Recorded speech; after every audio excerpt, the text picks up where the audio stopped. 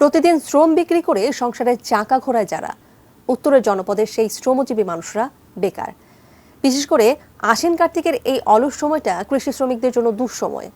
এমন পরিস্থিতি মোকাবেলায় খাদ্য বান্ধব কর্মসূচি আরও বাড়ানোর পরামর্শ সমাজ বিশ্লেষকদের।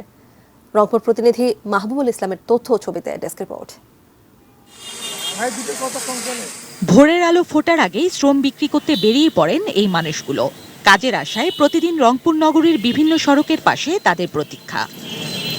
কোনো একদিন শ্রম বিক্রি করতে না পারলে বাড়ির চুলোয় ঠিকমতো হাঁড়ি বসে না, পরিবারের সদস্যদের পাতে জোটে না ভাত, একবেলা খেলে আরেক বেলা উপোস।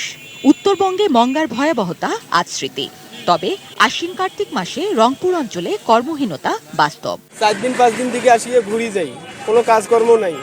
ইসিবি যেগুলো মাল দেয় আমরা একটাও পাই না, ক্ষেতের কোনো কাজকর্মও নাই, কি করি খাবো? আমরা একদিন যদি কাজ করি আমাদেরকে 7-8 দিন 10 দিন এমনকি 15 দিন পর্যন্ত উপোস থাকতে হয়। তেলের দাম, চাউলের দাম, সবজির দাম, কাঁচা বাজার যদি কাজ করি আমি 500 টাকা, আমার এখন কাজ নাই, আমাকে দেয় 300 টাকা।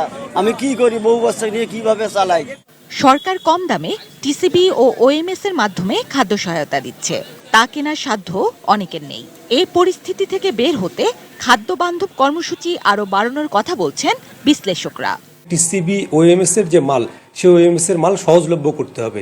অন্যদিকে প্রতি বছর যেন কৃষক ক্ষেতমজুরদের এই পরিস্থিতি মোকাবেলা করতে না হয়, সেজন্য রংপুরে কৃষিভিত্তিক কলকারখানা গড়ে তুলতে হবে, যেন কৃষক ক্ষেতমজুরদের সারা বছরের কাজ থাকে এবং তারা যেন ফসলের ন্যায্য মূল্য পায়। এরকম যেন হাহাকার আমরা কৃষকদের মধ্যে না দেখি। জিনি ইসলাম, ডেস্ক রিপোর্ট, 18 নিউজ।